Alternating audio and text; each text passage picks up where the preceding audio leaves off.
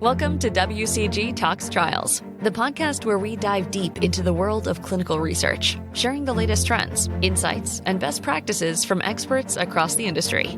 In each episode of WCG Talks Trials, we'll explore a different area of the clinical trial industry, while featuring a diverse range of clinical research and medical professionals. If you're passionate about advancing clinical research, improving patient outcomes, and driving healthcare forward, then WCG Talks Trials is the right podcast for you. We are so glad you could join us today. Hello all, I'm Currien MacDonald, Medical Chair Director for WCG's IRB. It's my privilege to be discussing a policy change that's going into effect for our IRB with Lindsay Abrahams, Regulatory Chair Director. Hi, Lindsay. Good to talk to you today. And why don't you just get a brief introduction from you, who you are and your role here? Sure, happy to. Thanks for having me. My name is Lindsay Abrahams. I am a Regulatory Chair Director with WCG IRB, and I've been with the company for about 13 years now. Thanks, Lindsay. So today we're talking about the concise summary and its application to consent forms, especially for WCG. So first, let's talk about what is the concise summary. What are the requirements? Yeah. So a concise summary is supposed to be key information about the research that's most likely to help assist a prospective subject in understanding why they may or may not want to participate in the study. So this part of the consent form has to be organized and presented in a way that helps subject understand and comprehend. And it's also supposed to be concise and focused. So it should be fairly short. Excellent. Thank you. Those sound somewhat vague. Are there any specific requirements for what's in this concise summary?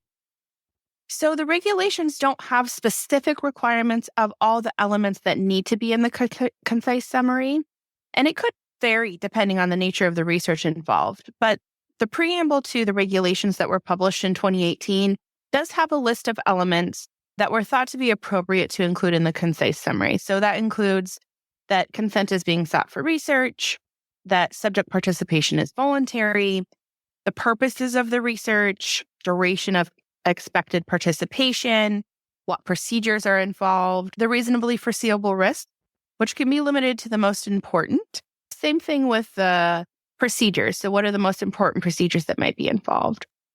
The benefits that may result to subjects or others, and if there's any appropriate alternatives.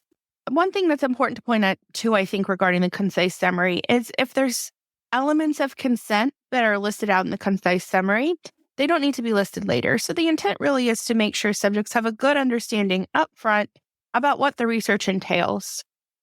Great. Appreciate that. And does WCG have any additional requirements or interpretations about what needs to be in a concise summary? So generally, we've found that concise summaries are required if the consent form is longer than 4 pages. So really, if the consent form is only 4 pages, it's pretty concise itself as it is. As far as elements are concerned, we basically aligned with the preamble that I just talked about. And we like the summary to be no more than about 3 pages long. Again, I think it's important to note that it could vary depending on the type of research that's involved. But we basically align with the preamble to the 2018 regulations. That's great. And this is part of those 2018 regulations. So federally funded studies require this. Well, FDA studies do not. However, WCG is requiring this now. Why? Yeah, I think that's a great question. So we think it's an important time, appropriate time to require this for a few reasons. First, we think it enhances participant understanding.